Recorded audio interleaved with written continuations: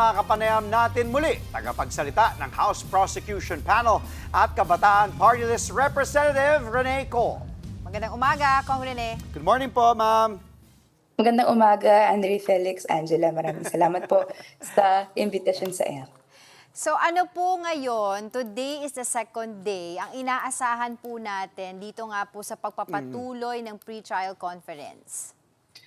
Tama po kayo, yung marking of evidence ng mga remaining articles, andyan po yung sa confidential and intelligence funds and sa unexplained wealth. So nasimulan na siya last week, tapos ngayon, according to the calendar of the Senate, merong hanggang June 25 yung pre-trial procedures, no? So today, inaasahan natin na kung ano man pong hindi natapos yet last week, no, ay matapos na sana today, no? And ma-release na yung pre-trial order immediately.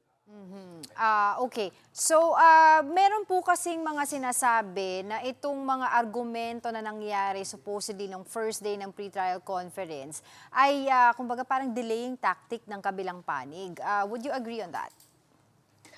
Well, may bahagi po nung last week na normal po yung procedures. In fact, no, tinitignan natin to na successful dahil nasimulan na ang proseso na matagal nang hinihintay ng mamamayan.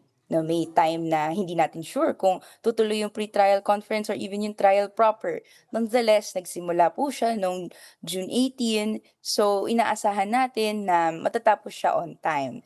Pero po, tama po yung agam-agam ng mga tao, no? Kung hindi po kasi mapagbantay tayo, maaaring may delay. So, ang gusto nating mangyari, no, sana present si VP Sara in all the pre-trial, trial dates, no? And kung ano man yung mga dapat sagutin na questions, masimulan na yung proseso ng pagsasagot. Yun naman po yung hiling ng taong bayan, transparency and accountability. Opo, Kong Rene, umaasa ba kayong magbibigay po ng ito, mas malinaw na sagot ng defense team kaugnay nitong mga alegasyon na laban nga kay VP Sara? We're hopeful that lahat ng mga gusto nating marinig na sagot at matatakan na katotohanan ay mangyayari na dito sa pre-trial, trial hearing dates.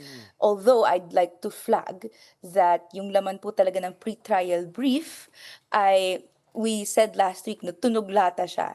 Dahil hindi naman po naglalabas ng bagong ebidensya, hindi nagfo-forward ng bagong witnesses yung legal team ni VP Sara Duterte or the defense. So inaasahan natin na hindi po ito maglalabas ng isang form of argument that will contravene, no, yung allegations. Nonetheless, no, hindi naman po tayo sarado na kung ano man po yung lumabas ay ilalabas. The Filipino people deserve the truth, deserve an explanation. So yun po sana yung lumabas sa proseso na ito. Kung kasi kumakalat po online na nilamon daw po ng buhay ang House Prosecutors ng defense team ni VP Sara dito nga po sa nagdaang pre-trial conference. Ano po ang inyong komento tungkol dito? Totoo ba na may ganung mga pangyayari? Dumadami yung mga tunog lata na chismis, no?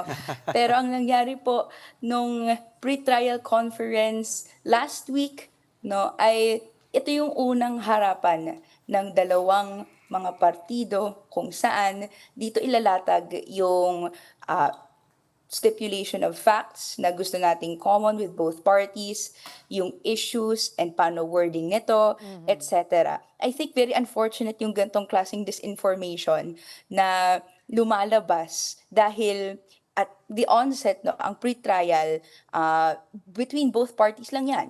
No, may limitation yung coverage ng media and because of that ay may ganitong lumalabas. Naasahan natin that during the trial makikita kung gaano prepared ang House Prosecution Panel na depensahan ang mga articles of impeachment na nanggaling sa citizens' complaints. No, but nonetheless, the pre-trial conference last June 18 was successful.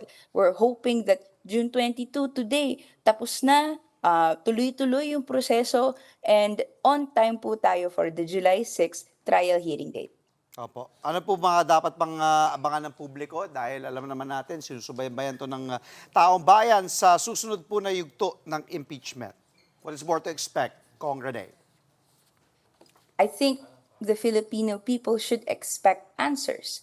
They should expect that due process, transparency, and accountability principles be followed at every step.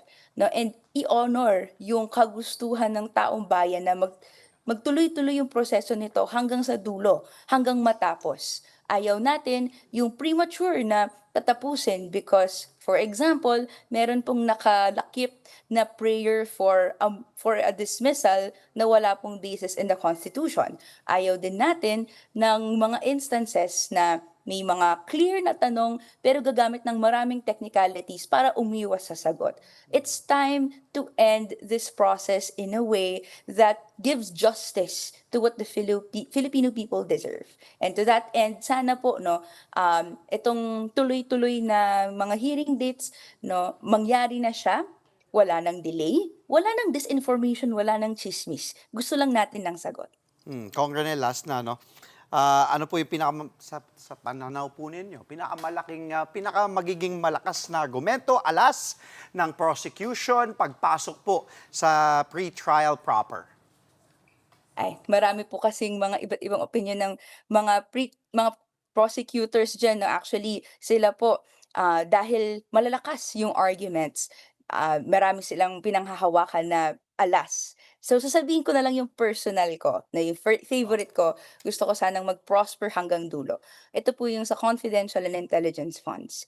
Ito po ay directly pera ng taong bayan that COA has said na ibalik sa kaban ng bayan dahil misspent, dahil hindi po tama yung paggasta.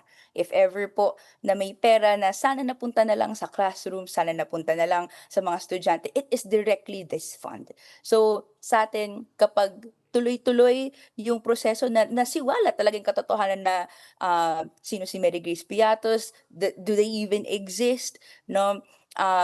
Mabalik po ito sa kaban ng bayan in separate proceedings and hanggang magtuloy-tuloy na sa ibang mga articles as well. So yun naman po yung inaasahan natin. Personal favorite ko lang siya. Maraming salamat po sa naibahagi nyo yung inyong personal favorite. And thank you, ma'am. Happy Monday po. Thank you again for your Thank time and you. for always waking Thank up you. early to join us dito sa Good Morning Kapatid. Kabataan Anytime Party List po. Representative and House Prosecution Panel Spokesperson, Congresswoman Rene Co. Mga kapatid, Andre Felix po, manatiling may alam pagdating sa mga mahalagang balita sa loob at labas ng bansa. Mag-follow at mag-subscribe na po sa social media pages ng News 5.